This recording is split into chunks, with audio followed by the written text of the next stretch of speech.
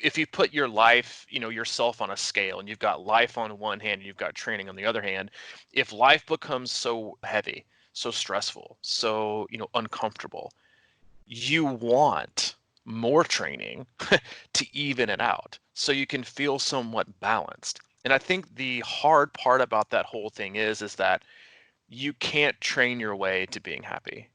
You can't train your way into being comfortable.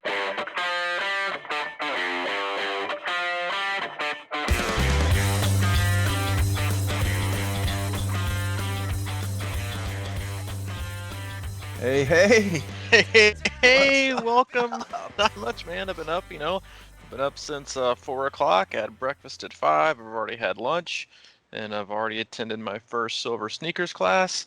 But outside of that, I'm having a good day so far. That's right, my man. Happy birthday yesterday. I'm over the hill, apparently. That's I what hope you people don't say. feel as old as I do. I don't. I don't. I woke up yesterday and I was like, man, my knees are a little achy this morning. They just don't feel oiled up like they usually do.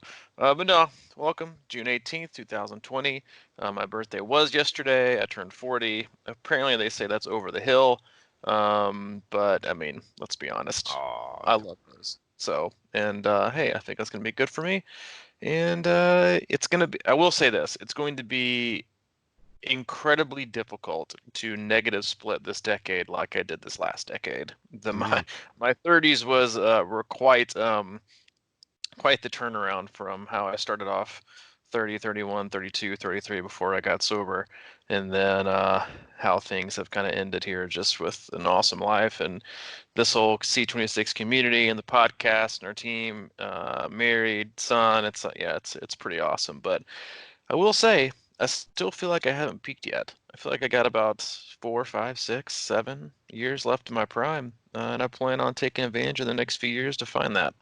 well, you always have me out there in the horizon to No. to make you feel better. And as a 56-year-old, I don't feel like I've reached my peak yet either. But I feel like I'm pretty close to my valley right now after all this traveling and the moving prep and packing U-Hauls and all that business. But yeah, I'm out here, kind of giving you hope.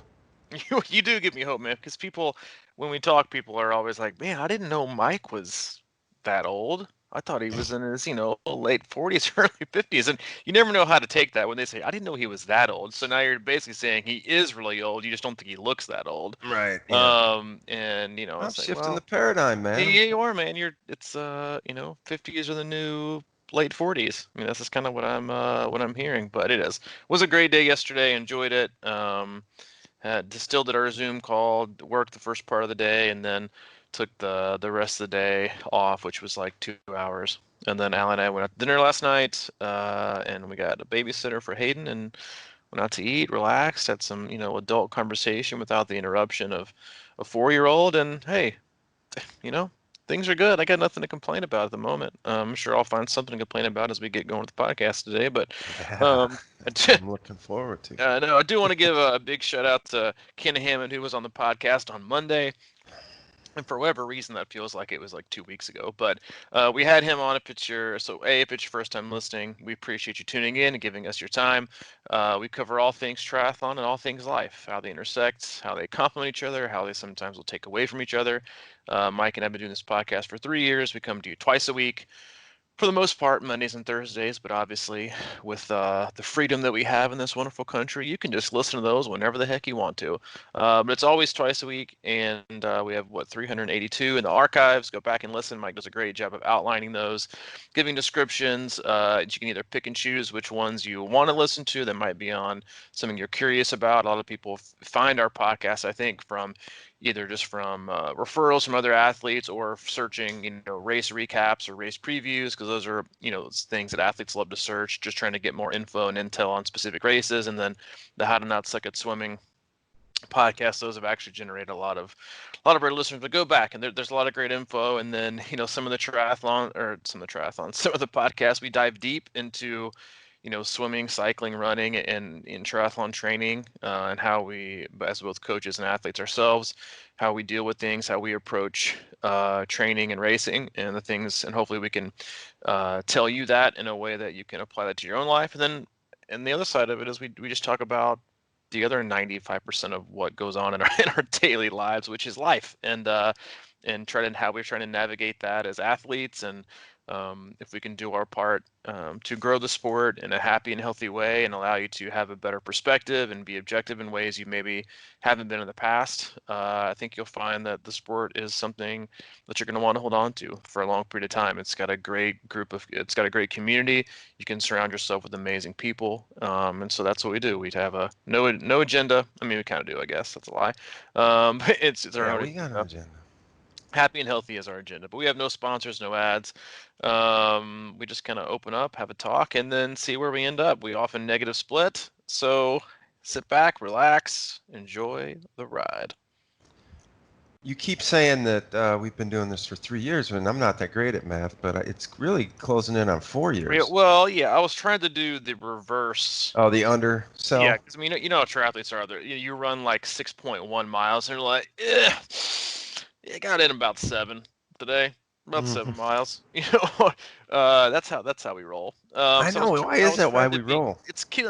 I don't know why people do that, but it's like, yeah, like if you, cause see, sometimes I feel like you round it because you think it sounds a little anal if you are super specific. Like, hey, how far do you, like, if you walk up and you get back from a run, your neighbor's like, oh, so how far did you run then? You're like, oh, I ran 3.97. Like, just round it up to 4. I get that. That's Because fair. Yeah. if you say, like, they're gonna be like, wow, this guy's, a nut job. I'm not talking to him ever again. But yeah, triathletes always like to round up. Yeah, I've done, 9 or 10 triathlons probably when you've done 3.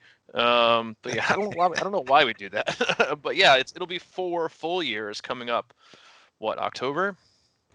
I October, think November, so. something Yeah. like that. So yeah, definitely more than 3 years. Mm, It seems it seems like yesterday we started this. I get a little nostalgic when we have camp. I will say that we are having camp later, starting next week. Well, today, this time next week we'll be hanging out at Ugly Mugs, having some coffee and breakfast after a nice open water session, and then heading over to the lab for a bike and run session. But I remember the very first year we did our first camp on like 2 months notice because people were like, hey, have you ever thought about having a camp? Or like, sure, let's, let's put this up the corporate ladder of you and see if this might work. And we had 20 people come over. At that point, I was staying Allie and I and Hayden were staying at my mom's house. We had just moved back from Kansas City. We were waiting for our house to be built, and we had, I think, 17, 18 people over. And it's awesome because at least 3 or 4 of those people who came that first year on somewhat short notice are coming back again for their 4th year in a row mm. of camp. And I love that. I mean, our camps are awesome. Like, Nashville has a great training ground. I don't think people often think of Nashville as a great place to train for triathlons, but and I'll be honest, you have to work for it. Like, it's not. People ask about our camps, like, so, well, is there one place I can stay and just kind of get to every one thing? And no, there's not. Just because if you want the best locations to train in, like Anderson Road Beach, which is a great place to swim open water, a pool session at the place we go for pool with Boost Fitness, and then you have Natchez Trace and you have the lab and Percy Warner, it's worth the drive to go to those places. And I think people come the first time for, great coaching and really just incredible atmosphere in terms of the places you can train and to kind of get away from the normal, like, day-to-day grind they have at home. But they always come back for the people. We have like the greatest group of athletes that come to our camps, and it's like a little mini family vacation, I think, in a lot of ways. So people have a great time, they have a blast, and we'll be doing that this next week. Yeah. I remember that. You're like, yeah, hey, you got the 3 guys staying at your house, and I didn't Man, know any of you them. live alone. I was trying to do you a favor, man, and No, since you you're did too, and it was just a weird one because I had a couple texts maybe with him, give him my address, that kind of thing, and I'm waiting that day going, what is a camp? First of all, I've never done it, and fun. now we put it together, and I've never been to one, but here these guys start trickling into my house, and they just spend 4 days with me, and we're still super close. So it was amazing, and I've had many people stay here since, and it's been awesome. And but this will be the last time they're staying here because I am bolting We to Chattanooga, and we got Bolton big things on the Chattanooga. horizon. We do fun stuff. Speaking of fun stuff, do you have a burning desire topic for today? I don't. I have Oh, come on, man. burning You got desire. nothing. It's burning desire. You never know. Sometimes you like rattle off and you're like, yeah, I got something on my plate today. I do have one thought, and I don't know if Oh, this we'll could take it. crank something up, Run it. but I was listening to this guy, and I can't remember his name. He's an ex-football player. He was on Obviously, the interview. obviously very impactful. Like, It was something like Tank something. I don't know. He's an ex-football player.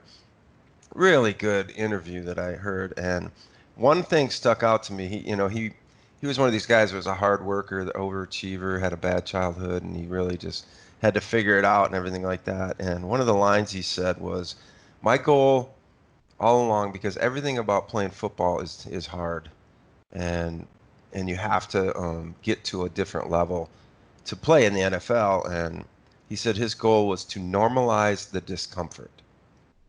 And I thought that was an interesting concept. I mean, it certainly applies to triathlon. I think as we, you start talking about people who say they ran 8 miles when they ran 6.5 or whatever like that. But it's sort of like as we build up in this sport, we have to get to the point where we are used to. I mean, you just break through certain levels, right? It's like normalizing the discomfort is like an ongoing thing almost, but you have to take it in digestible doses maybe or something like that because like I just find it so interesting because even like during this pandemic when people haven't been swimming or whatever and I went up north and I got in the lake a couple times and how uncomfortable that was for me to get back in after literally 6 months of not swimming almost but just after you get through it and you kind of build that into your DNA and it's there but you just sort of have to re-access it.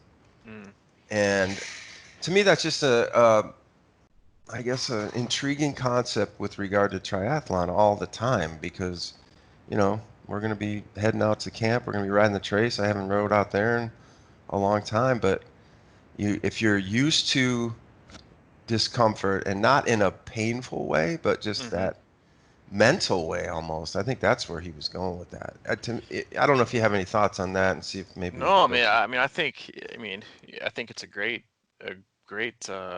starting point. I mean, normalizing discomfort. I mean, I think that's what you said. Mm-hmm. I think there's a lot of ways to look at it, and I think, and you see this a lot. Is like I see it a lot as a coach. I see it a lot. I mean, and I go through it a lot with myself as an athlete. That and I think I've mentioned this even before. Is that I've had to personally, as an athlete, I've had to kind of adjust the because I've been sober for about 6.5 years now, and my life before that was obviously very different. The things I was doing, the way that I felt about myself, the pain that I was in, and the way that I was dealing with that pain was significantly different than my life now. I mean, it's like it couldn't be any more polar opposite, and I've kind of always, as I've kind of navigated through my athletic career since then, I found it very different in how I have to on how normalizing discomfort is now versus or being uncomfortable, however you want to phrase it, how it used to, or compared to how it used to be before I got sober.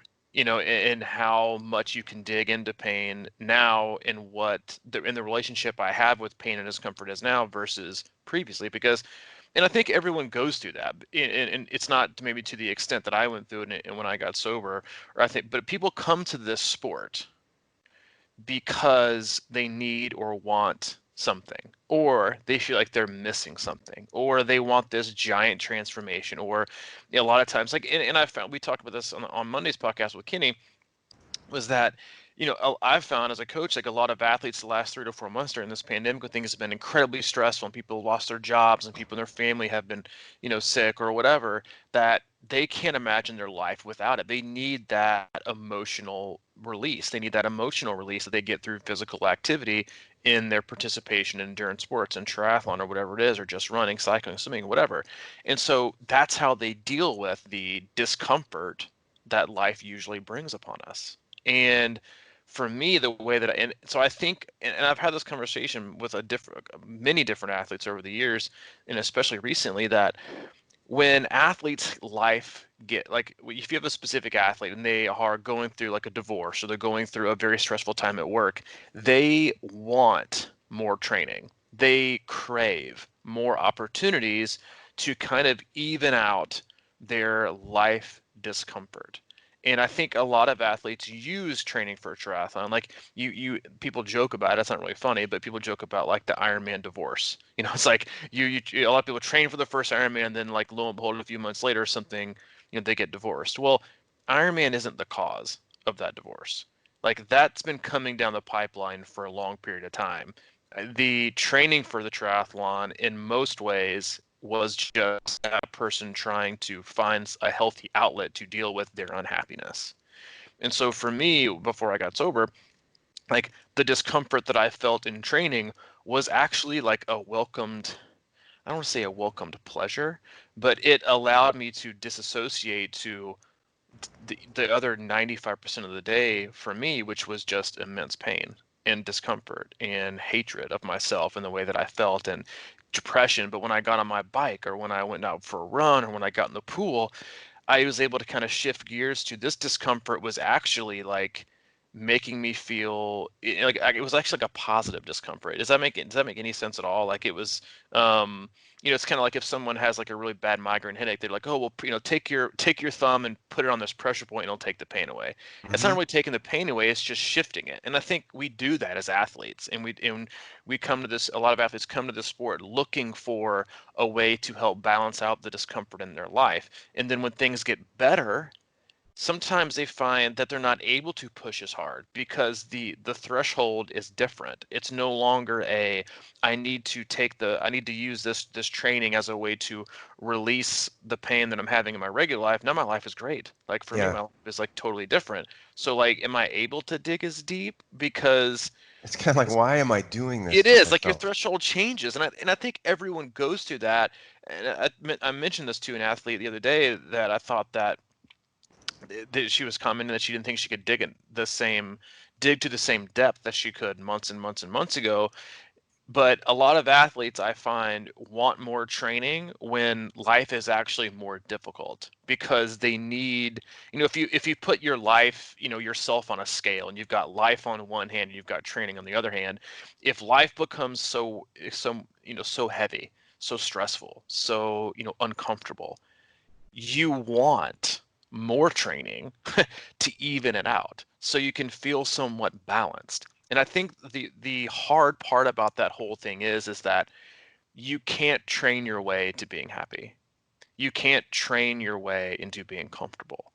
But that's our easy release that we don't have to do like really, really hard work, which is, just being happy with yourself in general and maybe dealing with these problems in life or realizing that maybe more training isn't the answer. Maybe spending more time on trying to solve these other problems is. But I think normalizing discomfort it's obviously a huge, relatively broad topic that you could put in every, a bunch of different buckets, but you could go that direction or to the extent with training that a lot of people find everything in life one way or the other. Everything feels great or everything feels terrible. And we all know people like that. Either they have the greatest day ever or it was the worst day in their life. There's nothing in between. And we talk about this a lot and we drive this home with our athletes. It's like never get too high, never get too low. Just kind of stay even. And to me, that is a different level of, or a different way to describe maybe normalizing discomfort, is that no day is perfect. No day is perfectly comfortable where you're not being challenged, you're not, or stress and obstacles don't present themselves. You're going to be presented with something like that. It's just you, but you have the opportunity to either jump one way or jump the other, or just stay even with it. Because I feel like you are more prepared each day to do that for a consistent period of time versus having to go through the ebbs and flows of, I feel great today or I feel horrible today. It's really neither. You need to be able just to, if you're being consistent with training or things or specific things are happening in life, you I think it's an incredible skill that everyone should at least try to learn, is that like you just need to be able to absorb the daily jabs and body blows that life and training gives you. And if you can handle those, then the winner is usually the person who's left standing after 12, 16, 20, 25, you want to look at it, rounds of life. It's not the people that go for uppercuts every day or consider themselves taking uppercuts every day. You just want to be able to outlast your competition. and still be standing. And I think that's a way we could also kind of veer towards in terms of how to normalize discomfort, or just simply saying like, staying even. Don't find yourself veering all the way to one direction or the other. It's so interesting when you bring up your different, sort of approach or phases of this training because, back when we met, um, and you were coaching five of us guys to go to our first Ironman or whatever, and I've been playing around with this documentary or whatever for years, and uh, there's a line I use in the beginning of it. It says, it's asked a question is, what is so impactful that it'll change the way you live? And to your point, I think that's a great one, is that at that time we were looking to even out that pain, I think most of us, by balancing out with more training and just going hard and going hard and going hard. And I always refer to it as sort of like it was a process that we needed to kind of open up some of that, suppressed pain, or those break up those rocks inside of us to get through it. And it doesn't change the thing, but it gives you the courage maybe to make the change, or it gives you so much pain that you have to make the change. You know what I mean? Mm-hmm. Like, I think it opens that door. I don't think Ironman training and that just literally changes you, but I think it can force you to feel things on a deeper level and get to a point where you're like, man, something's got to give here. I can't put this tenacity into training and pushing through all the time, but I need to take a step back and look at it from a bigger perspective and make some changes and then move forward. And then you get to that next level of Ironman. So we always, you know, that gung-ho-ness of your early Ironman careers or early triathlon career. The interesting one is the next phase, right? It's like, how Mm-hmm. do you adapt to that? Like you're saying, taking body blows each day rather than having these every workout be a PR or breakthrough. And it's sort of that rush of excitement where you're like, wow, man, I'm you know, by the end of this, I'm going to be winning Kona at this pace. And then all of a sudden that levels off. And then, Mm-hmm. like you're talking about, it's sort of like, how do you wake up and be jazzed about the fact that your day is kind of going to be average? You know, it and, is. and It's a, and that is okay, right? It's like, but that's like that's totally opposite of what we see. Everyone, you know eh, whether they are having a normal day or not, they like to post on social media. They'll filter it in some way, to make it look incredible. Like, here's this, perfectly positioned thing that a moment ago was basically laying on the floor and my kid had like 19 Legos on it, but here it is, here in all of its filterness. But in terms of triathlon and training, and even in life, and because I think a lot of people come to endurance sports in general looking for a band-aid rather than looking for healing. And what I mean by mm, that is that oh yeah. you can use this sport to generally heal yourself if you want to. It opens up opportunities. It opens up training that will make you feel alive, that will actually make you and healthier mentally, emotionally, and physically. And those things are positive health benefits, and it can bring you closer to people, and communities and teams, and it can literally change your life in a way and heal you. But so many people come to this sport and approach it as a band-aid, that I'm hurting, or I've been wounded, or I've gone through this trauma, or I don't feel this way about myself, but I want to. I just need to cover it up with an Ironman. And they train for it, and they throw their life into it, and they train forever, and it's their profile picture, and they are now training for this, and it becomes their identity. And they just ignore this wound, or this way they thought about themselves, or the way that they're the reason they got into it, because now they have this giant distraction. It's like I've had a couple injuries in my life, and like when um ironically, like I shattered my elbow like 9 years ago. Actually had surgery on my birthday. I was telling the story to Hayden yesterday, and I have a titanium radial head. And the pain was obviously so significant when I had it. I got undercut playing basketball, and shattered it, and I had to wait a week for surgery. But it was just incredibly painful. But all my pain was centered on obviously that, But then over the next 3 or 4 weeks, it actually ended up that I had actually like severely damaged my wrist as well. But I just didn't notice that pain because my elbow was in such tremendous pain that everything else kind of just seemed, par for the course. And I think we do that with so many things in distracting ourselves in life, and triathlon can be that distraction for people. And they go through this training as they approach their first triathlon or endurance event, whatever it is, because that's why people love endurance events, because you can actually like, and that's why you see so many people who have come from, uh, you know, backgrounds or histories with addiction, is that like it's very similar in the discomfort and the focus and determination it takes, and you have to be willing to kind of go to these mentally and physically, these places that you're accustomed to because you used to go there like every day the way you thought about yourself.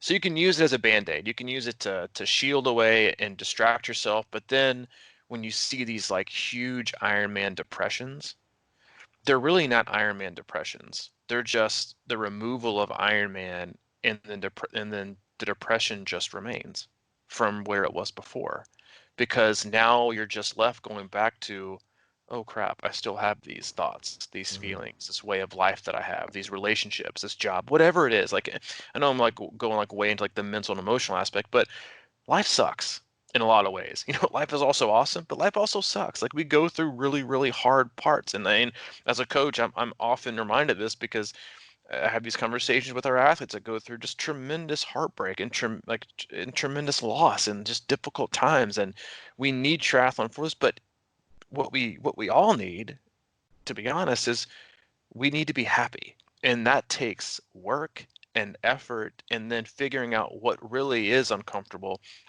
what really is okay. And so you can look at it and triathlon endurance sports can be a band-aid or it can be a method of healing.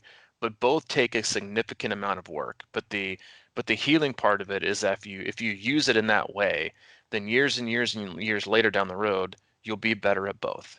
You'll be a better triathlete, a better, better at sport, better performance, and you'll also be a happier person. And that is the ultimate goal, right? Like, that is what you want. That is what you should be aiming for. But those also mean like you have to have hard conversations. You might need to slow yourself down. You might need to say, okay, um, maybe I actually don't need to do this long race this year because it's taking so much more time. Because let's all be honest, like, a lot of us use the time that we've had spent doing long distance races just to get away. Either get away from a thought, a feeling, depression, anxiety, a person, a work situation, toxic friendships, whatever, when we could really probably split them in the middle, or split down the middle and say, well, I'm going to spend this amount of time with triathlon training, and I'm actually going to spend this other part of the time that I could be going out on, instead of going a 6 hour ride, I'm going to do a 3 hour ride. And maybe I need to spend this other time just kind of working on me and doing the things that I need to do so I can actually be happy in every aspect of my life. It doesn't have to be one or the other. And I have this conversation with myself still to this day, like, and I go back and as I've thought about, triathlon and, where its place could be with me in my life for the next few years. And it still eats at me, like, just eats at me some days, how my fastest times were back before I got sober. But then I look at it in terms of what really matters in life, and I look at what I had then versus what I have now, and I'm a total winner compared to what I was before. And it's so I think it's a good lesson in a what's important in life and perspective, in that, like, you should never if you define yourself as, with nothing bad about, considering yourself a triathlete or an Ironman finisher, whatever it is, but when that becomes your identity, it's rarely actually who you really are. It's just simply a mask or a costume that you're likely using to shield either discomfort or unease or anxiety around what you are truly feeling. I'm going way off into the, copay required psychological, handbook here, but that's just the truth. And I know this because gone through it personally. I know when you got into the sport, you were going through like also like a tremendous life change. And the cool thing about triathlon is that it can be that companion that goes with you through the years and years and years that you change and evolve as a person and hopefully get better. And then triathlon can either be the one that kind of pats you on the back and holds your hand and leads you down these positive, healthy pathways, or it can be the one that's shoving you in a direction that you may not be ready for. Or for a lot of people, it's leads the way and you're just sitting behind it, and then one day it's gone and you're still left with the same thing you had before. I did go through that. I was going through pretty much trying to go through a work divorce. I was trying to get out of corporate, and there was a lot of angst and pain there. And like you said, that wasn't the problem. It was something in me, most likely. But in some ways, I feel like we have to go through that too, though. There's something about the beginning of starting something new and something as big as trying triathlon or signing up for a half or a full Ironman.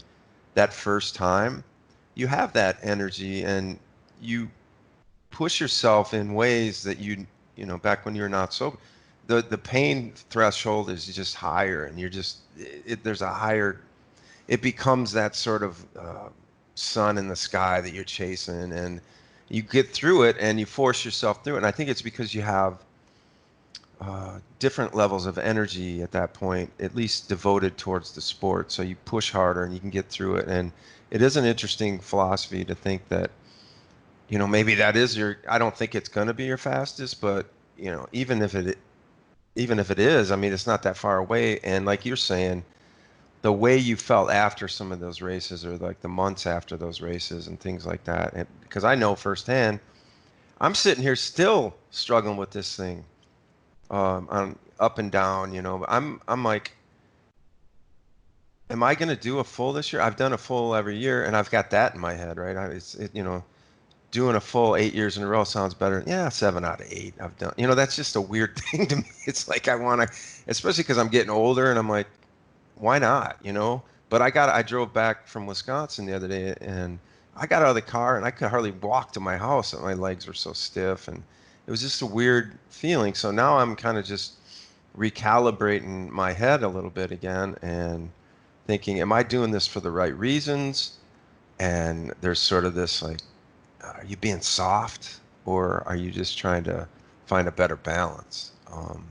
And those are always the tricky questions for me. And I'm sure you face those a lot with athletes. It's kind of like, get up and do it, because there's always that side of motivation. And we kind of try to lean. It's like this, getting on this podcast, you talked about being happy. And for me, that to me is about connection. Mm-hmm. And it's as simple as getting on this podcast. Because it's a meaningful conversation, really, is what we do. I think it's stuff that we kind of stew on a lot, and then we end up having conversations about it, and they happen to be in public. But it's a connection piece that literally lifts me up. And I think that sometimes people maybe identify with what we're talking about, and it's the same type of thing. They feel like, oh, I'm not alone in this journey. And I think that is really what we want, is to not feel alone.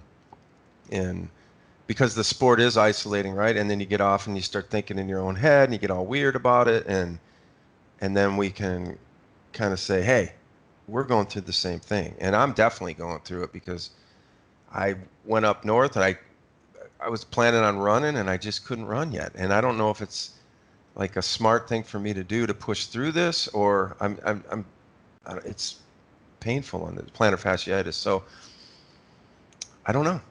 I think it's always interesting that we always look back on things or things we've done in the past to justify why we should do it now or why we shouldn't do it now. When again, not everything is black and white. Like going back to your Ironman thing, well, I've done one every year since then. Like, that doesn't mean you were right.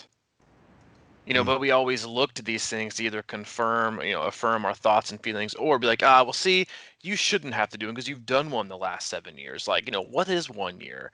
We always look for like really, I think, really easy answers, when the harder things that we, should do with, with probably everything in life is like peel back the layers of the onion, be like, all right, well, A, why did I do my first one? Why did I do my second one? What was my life like? Did I really enjoy it? Did I just do it because I wanted to?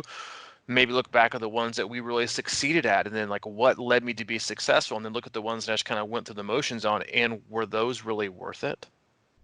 in the scheme of just doing them to do them. What did I really truly get out of these experiences? And so I think we can all do this. Like we can go back on our weekly Zoom call yesterday. I had an athlete ask about, because so many things are getting deferred and postponed to next year, and this athlete was like, so you're, if you look at it in that way, you think, because a lot of these races, some of these races do sell out far in advance, like you're looking at a 2-year window of a decision you made to an end point of having it. It's like, I think this athlete signed up for Chattanooga 70.3, which probably was like little under a year before you signed up, but not much, 10 months maybe. And then it gets postponed, and then you can do in August, or you can do the next May. So now you look at that 2-year span of, I committed, I spent this amount of money on this day. I guess I got to commit to it in something that's like more than 18 months down the road. And so many athletes have this conversation with us, oh, I just don't want to waste the money. And I said this yesterday, I said, 350 bucks, whatever, 750, 800 for Ironman is nothing compared to you being happy for a long period of time. And if you don't feel like it fits in your life now and you'd be happier doing something else, then that's a pretty cheap way to change things, right? If someone said, "Oh, well, if you just give me 850 bucks, you can train a different way and get more things in and be totally happy and feel more energized and content with where you are in the next 18 months." How's that sound? You'd be like, "Hello, yeah, where do I sign?" But we get so caught up in these registrations and these races that we feel attached to, when again, like the most difficult thing we can do is kind of go back and think, all right, why did I feel so attached to it at the beginning? And then why is that different now? And then how do things need to look? Like, we're always changing and you're always evolving one way or the other. You're either getting worse or you're getting better. Rarely, if ever, do we kind of stay the same. You don't usually jump from one into the other. Like, it's never usually like an awakening where it's like, oh, you're done. Like, I went through the same thing like when I did get sober. Like, it's not just like all of a sudden your life is significantly better. It's just not like that. Like, oh, well, you're sober a day, has your life changed? No. The first part of my life really sucked. And I had to work really, really hard. And today I'm like way different even than I was the first year or two that I was in recovery. And then obviously it's obviously another huge difference between where I was before I got it. Like, we're always changing and evolving. And then the other part of it is that, like, what's important to us is also changing and evolving constantly. And so you take the positives and then you also take the negatives in terms of, and I think that's probably a great way to look at it. Like yesterday, someone was asking about, I was trying to drive home the fact that for whatever reason, people always assume fitness equals a set speed. And that's not true.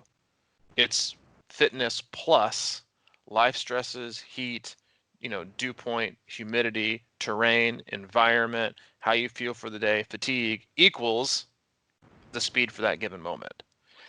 And that's probably a great way we can look at our training and our life, and what's important to us is to constantly adjust. We always say, like, that's why, I love running and riding and swimming on feel and effort. I think that is important, but you should know your body and know what you have, is that, and that's just what you get for the day, is to constantly kind of do your own personal and triathlon inventory and think, all right, these are all the things I have going for me right now, and then these are all the things I don't have going for me now. If I had to do, the good and then the difficult and add them together, what does that equal in terms of my opportunities that are going to set me up for success with doing something that I really love? Is it really training for an Ironman? Nope. Is it training for 70.3? Maybe. Is it more than likely just doing like sprints and Olympics and short course? Yep. But it's accepting that athletes have a tremendously hard time accepting, because they feel like it's an indictment into their motivation or their level of commitment, or they are going to lose their triathlon participation card if they don't do an Ironman this year. Like, who will they be? What did you do? What are you going to tell people you did this year when you have that awkward conversation at the next, club meeting, that you have every quarter when no one really cares about anything except for talking about what races are doing? What are you going to say? Well, you could also just be happy and think, well, you know what, this year, what makes sense to me, considering my life, is this. Like, this makes sense. And you know what? This is going to lead me to being a happier person. And I'd rather do this than do something. It's just hard. And I think acceptance in general is a very, very difficult concept for a lot of people, because we're always very, very hard on ourselves. We always think we need more. We always think we don't do enough. We always think that more is better because, Sally and Seth are both doing 12 hours, so look at me, I'm only doing 6. Like I shared this as well in the Zoom call yesterday, that I have an athlete who from like May to September is just like insanely busy. Like, he works construction, he has like has a huge role, and he's just slammed all day, every day outside. It's just really, really hard. Has three girls at home. Just, it's very difficult. And he said to himself, well, I had a great week. I had a great, what I thought was a great week last week, but then I looked back on it because he had a perfect week. He had all his sessions in, but it was, to him, it was only 6 hours. He was like, I was kind of disappointed and bummed to see that it was only 6 hours. But it was a great week because it was what he had available. And I tried to explain to him, and when I know an occupation of an athlete, I try to describe things to them in a way that, like an analogy that makes sense to them with their profession. And I said, well, and let me ask you this, like, if I'm your project manager, what I'm gonna, if I'm me and I want to set you up for success and be successful, then I'd rather give you one small project that you can complete every single week for 20, 24 weeks in a row. Would you rather have that, or would you rather me give you a huge project every week that you never finish? You're never going to complete anything. You're never going to feel like you're making any improvement. You're never going to get things done because the load is too wrong. Like, you need to be successful, but it takes a lot for us when you can see and be exposed to so many other people's successes and how many hours that they can get in and what they're doing, that it's hard to get sucked in. It's hard not to get sucked in into letting other people's, well, I mean, let's be honest, like, social media is not the truest form of expression in terms of how people are really doing and feeling what they're accomplishing, but we let those things bleed into our acceptance of ourselves and what we're able and capable of doing and willing to do and what makes us happy. We let that bleed into our life, and it makes things muddy, and it makes things less clear, and we see things through a much more, cloudy lens. And then you're like, well, what am I even really looking at? Am I looking at something for me, or am I looking at something that's really 60% me, and then 5% of this person, and 5% of this person, and 10% of this person, and then 20% the person that I was 2 years ago? And you're like, well, who am I really making decisions for? The current and future me, or am I making them all based on, you know, how I'm viewing everyone else, plus the version of myself that I thought I was 2 years ago that wanted this, but that doesn't ring true. But you know what? Here I am. Let's just make it and see what happens. More isn't always better, right? I think that's a mentality. I think once we sort of put on our Ironman cap and it's like, man, I'm crushing this, I'm doing this, I'm going on, I want to ride 6, I want to ride 8 hours, I think I need a 10-hour ride or something to get, to sort of prove to myself or something like that. And I always cite my best Ironman bike was Chattanooga, and I did the long ride I did was 3 hours on a trainer before that race. Not that I'm advocating it, but the point being is I love your analogy with the small projects, big projects, because you don't build momentum when you're always not finishing anything. And that seems to be the case when looking at some of the athletes I work with, and they're having these great weeks, and it's this mentality that you talked about, the how to get from through your sobriety, the early days, and you have to appreciate the ability of not going over the edge. I mean, and really being able to look at that and say, wow, that's a win or whatever. And I notice that, when athletes are not feeling it or whatever, and they're pulling back and they're not putting down great numbers or whatever like that, they just seem to bounce back and they seem to be happier, and that momentum just keeps driving. And I think that's obviously a proven success strategy. Is you see it all the time from any of these self-help people or whatever. It's just like just keep going, and how do you keep that going? And how do you keep that momentum going to the next day? And wanting to do it, but like our natural inclination sometimes when we get in these sports is like you're saying, you see people doing crazy stuff, and that's more and more common too, right? So yeah, did you see that guy that biked through every state in America, like 50 days, whatever? And it's like, oh, maybe I should kind of add some of that into my training, this ride 200 miles a day or whatever. It's like they can do that. I should, and I'm only biking 30 Mm-hmm. or what? It's a crazy gap to sort of separate in your head if you're getting flooded by all these incredible feats that people are doing all the time, and even in your circles, sometimes people are, doing amazing things, but you never really see what happened after that. How many times have you, I don't know, seen people do like crazy stuff like that, and then you don't hear from them for like 2 years? It's probably because they're recovering, or they're depressed, or who knows what. You know what I mean? Like I always, if you want to like a bar analogy, you used to go out to the bars a lot, right? Ever, and you'd see these people that were on fire and having a great time or whatever that, but you don't see them outside of that, and they're just probably Mm-hmm. sitting in bed eating, chips all day, and then they suck it up and go Sitting out in and bed eating chips. you know what I'm saying though? It's like everybody's like that guy's always in such a great mood or whatever, and it's Mm-hmm. it's fake.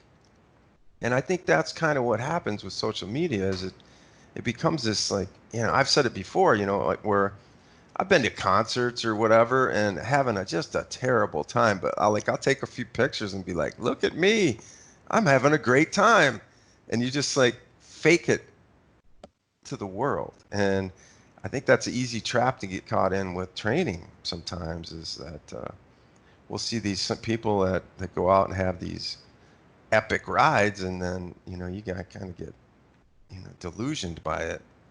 So, It's like when you look at like the things that we like commit to and then who we are when we commit to them and just the ebbs and flows of life and neither one of us are advocating for like, a sweeping change and making decisions every day because that's also not a way to get things done. But when it comes to like what you were saying about like setting people up for success and load management, it's like when people say, oh, I've got, and I see this all the time when I see when I like maybe start working with an athlete and they've been working off a training plan, which obviously like this year has been incredibly difficult to work off any kind of training plan because most of them are like countdowns to specific race days.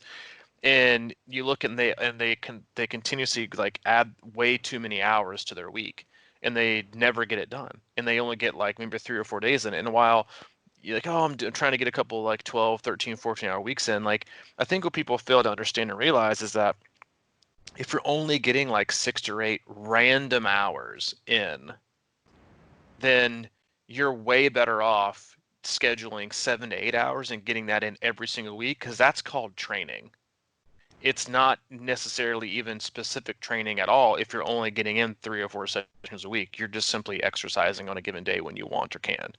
Like training, you need to be consistent to see specific adaptations, to see specific things handled and addressed in a specific way that you're trying to get a result down the road. Like you have to do it that way. And I think that's important for people to understand is that you can't just like put a blindfold on and throw your dart at the dartboard and hopefully you're going to hit the bullseye one day. Like you have to be strategic about it. And so like when I scale people, like, oh, this doesn't look like this doesn't look like much. Well, if you're trying to do like if you're taking two scientific studies and one has, you know, 200 people, but they only, do their test or they get them in the lab, once every 4 days, and it's only a couple people here, it's only a couple people here, then they skip a week, it's only a couple here. Like, is that a test that you really want to take numbers from, or would you rather take one that has a sample set of 8, but they get them in the lab and they do the testing every single day?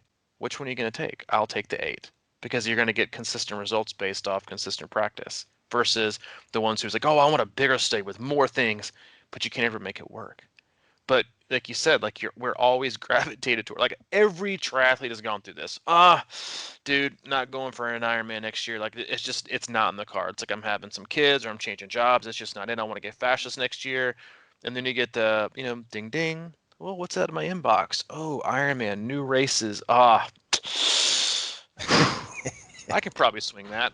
I can probably swing that next year. Like you just do it. Like you without even that's the thing is like you do it without even thinking because it's an impulse. And one of the greatest things you can one of the greatest attributes you can have, I think, as a person is the ability to understand and recognize an impulse versus something that actually needs a reaction. Like, oh, I could totally do this. Like I had one the other day. Like I had one like a week ago. We went and we got in kayaks and paddle boards out and did in right in the river gorge and went out on the river for a day, and I was like, man, I recognize this place. I've been here before. And it was the start of the 10 miles from the suck race that I did, way back when. It was like no wonder I could barely recognize it because I was like super hungover that morning. Um, I was like, man, I'd love to do that race again. It always sells out, so I was like, yeah, I'm just gonna get online and just kind of see what's going on, and because it usually sells out like the day of, and I forgot that it opens in like February or March, which is right during the pandemic, and pools are closed, and I was like, oh, it's still open. Hmm. I Mm. wonder if I could be ready by October. And then I was like, you're an idiot. Like, no, you haven't swam in months. No, that is a stupid idea. While it's a great memory and it might be something to fun do down the road, no.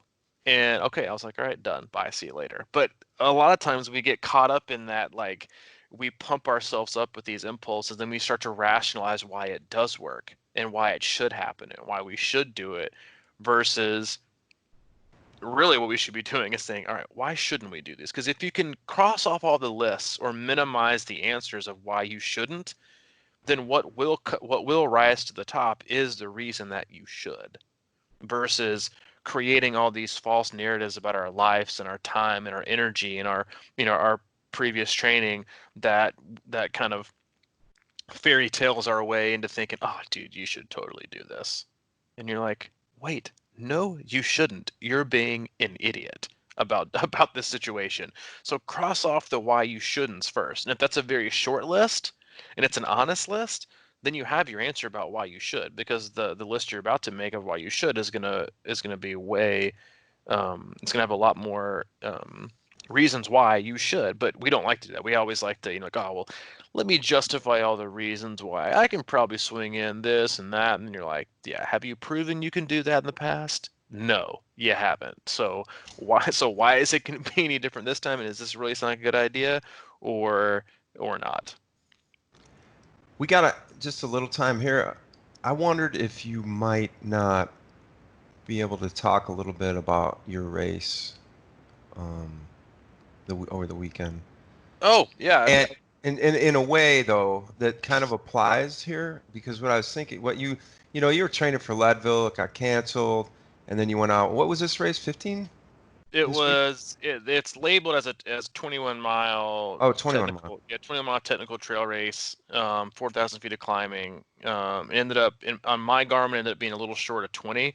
Everyone that I talked to had different lengths. It's really hard to pick up GPS in those kind of areas with the switchbacks, but yeah, I did that race this last Saturday. Yeah. You said And something that I thought was interesting in that, well, you said it ate you up kind of, it did. right? So It ate my like lunch. uh Stole it, in ate it. for a guy who's training for Leadville, and it was supposed to be in a couple months, and you went out and did a 20 miler and ate your lunch, and you had some really interesting things to say about just learning from it and Hmm. like how it bummed you out probably. You're like, man, I thought, I would go out and be solid on this baby, and then it hurt you and hit you hard, and how what you took from it, versus instead of being, man, that thing ate me up, and I've been doing all this training for what, and now what? So I'd like, if you wouldn't mind. Yeah, no, yeah, I'm happy to. It's well, first off, like you can't, nothing in life, like rarely ever is anything an apples to apples comparison. And so you can't. And I had this conversation immediately after the race with Sam. He was like, I don't know how you could even imagine doing this 4 more times. you know, but a few things. One, nothing is ever the same. Even the same race on the same course the next year isn't the same race. Conditions could be different. It could be a lot cooler.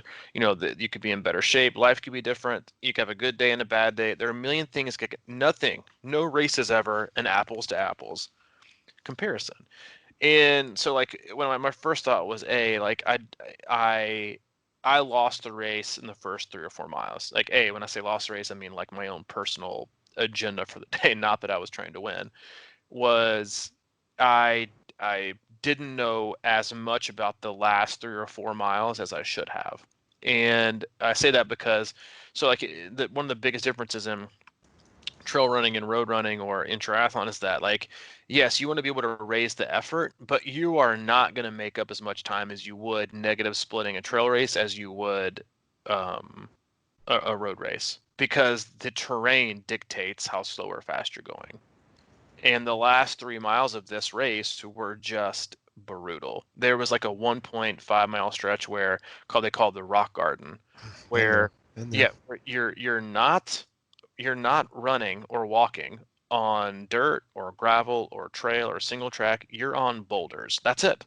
You're just trying to navigate getting to boulders. And so I've raced and trained for 15 years. Never in my entire life have I had a cramp, ever. And around mile, I think 10 or 11, I started to pick up the pace. It's like, man, I got my legs are kind of under me. I'll start pushing the pace. Had this good like 2 or 3 mile stretch, and then I went once I finally got to the rock garden. I went and took a few steps up, and took a step, and the inside of my thigh just like I felt like I tore it. And I was like, wait a minute, you didn't tear it. It was just like spasming and doing these incredible cramps. And it was just, I had to like sit down and try to get it to relax. But the whole race, I just made a lot of mistakes, a ton of mistakes. I should have gone harder at the beginning. There were just things like I feel like I could have prepared better for, but it wasn't like, oh, how am I ever going to do Leadville? Because Leadville is also like it's significantly different terrain. Yes, it's at different altitude, but you're going to be going a little bit slower. It's also very, very, very runnable. And Hope Pass is not, but a lot of people will just wear straight up regular run shoes for the first 40 miles, because it's that non-technical. It's just soft, compact, single track dirt. Well, this was constant roots, rocks, like you're jumping over trees, you're doing like all kinds of crazy things. So it's not the same. And so I wasn't bummed at all about that. I wasn't like, my Mm. training has gone down a lot because I'm not preparing for a 100-mile race. My training has gone down significantly. I was more disappointed in my execution and my prep, my general overall mental prep for what I feel like I needed to accomplish given the course. So I thought to myself, God, like this was stupid. Like I'm never doing this kind of course ever again. And I think that's what a lot of people feel, and a lot of people have those ideas about things they're not good at because they had one bad experience. Oh, I just don't do well in heat. Okay, well, you might just need to pace better or be in better shape, or maybe you just had a bad day. And then you have also, I just don't do hills very well. Okay, well that you're probably don't do hills very well because you just decided you don't, so you avoid them. Therefore you're not good at hills. It's like we make those decisions based on a one-off, and then we continuously affirm our position on it by not training to get better at those specific environments or those specific courses. And then I woke up and the whole rest of the day I was just like people are like, oh, are you bummed? I was like, no, I'm pissed. Like I was Mm. generally pissed. Like not like this is the worst thing in the world, because it wasn't. But I woke up the next day and I was like, dude, I was like, I gotta figure this out. Like it ate at me that I feel like I could have done better fitness wise and preparation wise, and I need to figure it out. And I knew I had ways already that I could change up my training and what might be better suited for this specific kind of course. And then I was like, screw that, I'm going back. Um, Not because like I want revenge on this course, like not that mentality, because I signed up for the Stump Jump 50K, which is actually a somewhere the same course, but it's very difficult. It's like 50K, which is 32 miles and change or whatever, and 6,000 feet of climbing, but it's super technical. Again, it's like on the same trail system. And but the point being is that it's not because I want like some revenge. It's that I want to figure it out. I want to find a way to do better and be more prepared and attack the course in a different way and go out more on the offensive than I feel like I was on the defensive sometimes. And that allows me to learn things. And that stuff excites me. I'm a coach, so I like to learn things. I like to figure things out. That's like kind of part of my fabric. But those things excite me, like figuring things out and being challenged in a way that like like winning is a very relative term, and it's not about like PRing or podium or doing whatever. It's like I want to figure out and be like, I nailed this race because not because of the time, but because I felt prepared and I felt like I set myself up in success in a lot of ways. And so yeah, that was kind of the gist of the the gist of it. That was the gist of it, huh? Yeah, that's the gist of it. Well, I like it, man. It's hard to do that. It's hard to kind of step back and go, okay, what did I do wrong, and how am I going to actually address it? Mm-hmm. You can say you are, but it sounds like you are. Yeah, already started. I was like, Already signed up. started. Yeah, already started. Started Monday. Took a day off and been running every day since. Now I'm gonna add a few more things in and be ready to roll. Yeah, I got a good training mechanism for you for that rock garden. Oh, you do? Yeah, stepping up into my U-Haul and help me up and loading heavy, not real heavy, but yeah, because I did that all day yesterday. It didn't have that ramp. I got a smaller truck and I've been stepping up into the thing. Kind of good, but It's good for you, man. It's like I feel like I'm step better today. I'm going to take a better up, approach today. I gotta, yeah, why you gonna get somebody else to do it? yeah, exactly. No, I've got one of those, weightlifting belts on now. There you go. And you're No, gonna look so young. all right, man. Well, I guess that turned out really good. That is it, man. We are hey, right on time, right around an hour. Yeah. As always, we appreciate you tuning in. If you haven't, go back, check it out. We have a website, C26Triathlon.com. It is your one-stop shop for all things coaching, camps, and community. It's also got access and more information on our online hub. It's a great resource for all athletes with videos, recordings of our team Zoom calls, answers a lot of questions, blog posts, you name it, it is in there. If you have any questions for Mike, he is at crushingiron@gmail.com. If you have any questions for me specifically, C26coach@gmail.com.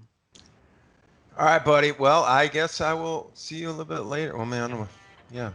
See what time to get in. Might be in bed, but I'm old. That's true. All right, man. Talk to you later. See you, buddy.